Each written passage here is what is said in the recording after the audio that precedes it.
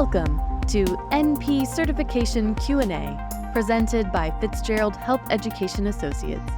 This podcast is for NP students studying to pass their NP certification exam. Getting to the correct test answers means breaking down the exam questions themselves.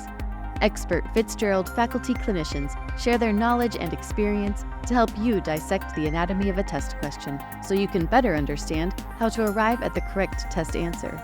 So, if you're ready, let's jump right in.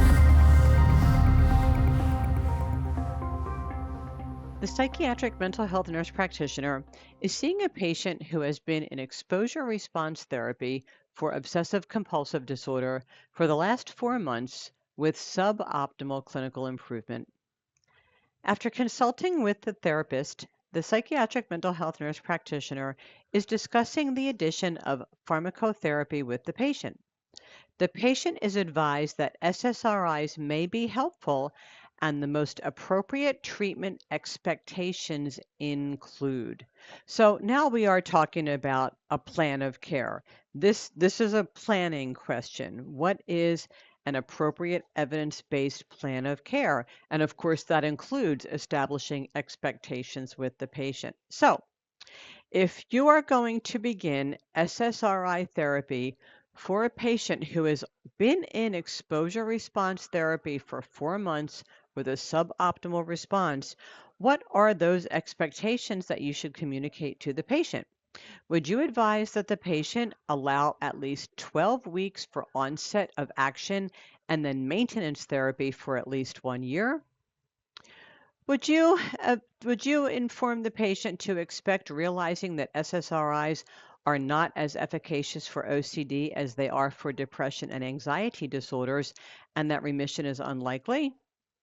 Would you advise the patient the likelihood that change in therapeutic technique will probably be necessary as an adjunct to medication? Or would you set the expectation to include that some degree of gastrointestinal side effects is likely due to the higher doses of SSRIs needed for OCD? And the best answer to this question, and setting expectations is enormously important. One of the biggest reasons for lost to follow up, patients just never coming back and not adhering to the treatment plan is that they didn't have appropriate expectations. So setting expectations is enormously important. And in this case, A is the correct answer. SSRIs can be very effective as an adjunct to psychotherapy for OCD, but evidence does suggest that not only are higher doses needed as compared to those other disorders treated by SSRIs like anxiety and depression, but that it is recommended that treatment efficacy not be assessed until 12 weeks. In other words, you can't reasonably make a judgment call about whether or not the medication is going to help for at least 12 weeks. And then, if the patient achieves remission, once remission is achieved, treatment should be maintained for 1 year before even beginning a discussion of weaning. Now, you know that this is different from using SSRIs for anxiety and depressive disorders. As compared to OCD, lower doses of SSRIs are very typically successful for depressive and chronic anxiety disorders. And you can certainly evaluate for therapeutic efficacy earlier than 12 weeks. I mean, in general, you want to allow at least 4 weeks, and in a best practices scenario, up to 8 weeks when you're using an SSRI for anxiety or depressive disorder. But for OCD, it is recommended that we not even look for treatment efficacy until 12 weeks. And then again, unlike depression or anxiety, where if the patient achieves a good remission, after 6 months, you can begin to consider the potential to taper down and discontinue. That's not the case for OCD. If and when remission is achieved with an SSRI for OCD, it is recommended that we not even discuss weaning the patient off for 1 year. So expectations do have to be set. I mean, these other answer choices are not appropriate. Beginning pharmacotherapy does not necessarily require a change in psychotherapy technique. Exposure response therapy, and there are a few derivatives of exposure response therapy, but really psychotherapy is the primary treatment modality, and exposure response therapy is the primary treatment modality.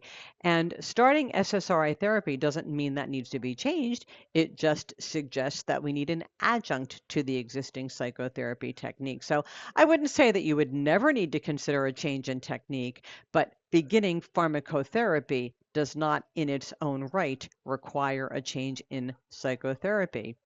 And while it is true that typically higher doses of SSRIs are needed for obsessive compulsive disorder, this does not necessarily correlate to GI adverse drug effects.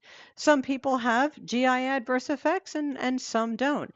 And of course, the higher the dose of any medication, the greater the likelihood of some sort of adverse effect. But to correlate to GI adverse effects specifically is absolutely not accurate. So the best answer choice here, and the only one that is truly an appropriate answer, is A, allow at least 12 weeks for onset of action, and then, if remission is achieved, maintain therapy for at least 1 year. Thank you for listening to NP Certification Q&A, presented by Fitzgerald Health Education Associates. Please rate, review, and subscribe to this podcast. And for more NP resources, visit FHEA.com.